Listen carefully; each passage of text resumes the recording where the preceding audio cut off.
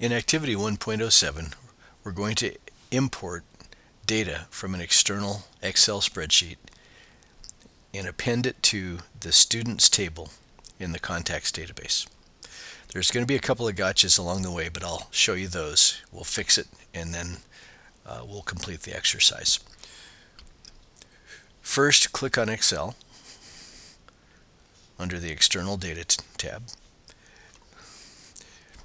Browse to where you stored the student data table in a previous video. Mine is under Documents. I'm selecting A01A underscore students. Select Append a copy of records to the table, and you should see the one and only table listed in the drop-down box. I'll explain the difference between these three in a future video. When I say OK, it says the table which you are trying to append to is currently open and must be closed before proceeding. Do you want to save the changes and close the table? And the answer would be yes. We're now presented with the Import Spreadsheet wizard. Notice that the first row contains column headings is checked. That's because the headings in the Excel spreadsheet have to exactly match the headings in the Access table.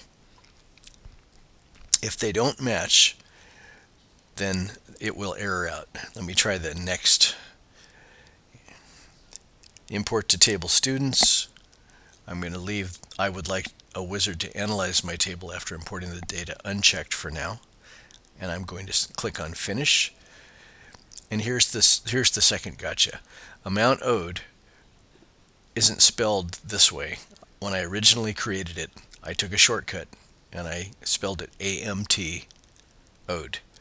So in order for us to import this data, we have to go back and we have to fix the amount owed field in the database so that it matches what's in the spreadsheet. Or we have to go back to the spreadsheet and change the column heading to be spelled AMT space owed.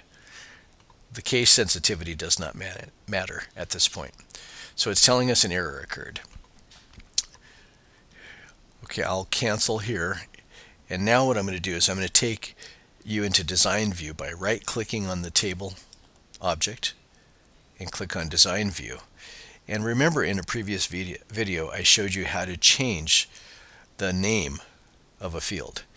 So down here where we have amount owed, we're going to just click in there in between the M and the T and type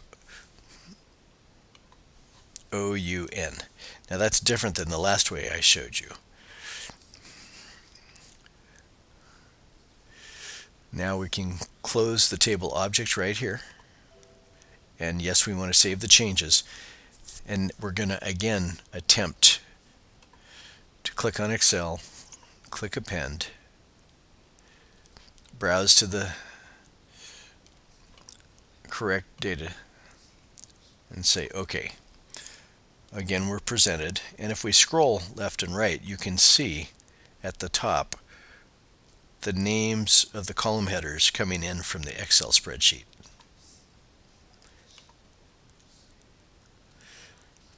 Click on Next, Import to Table Students, and Finish.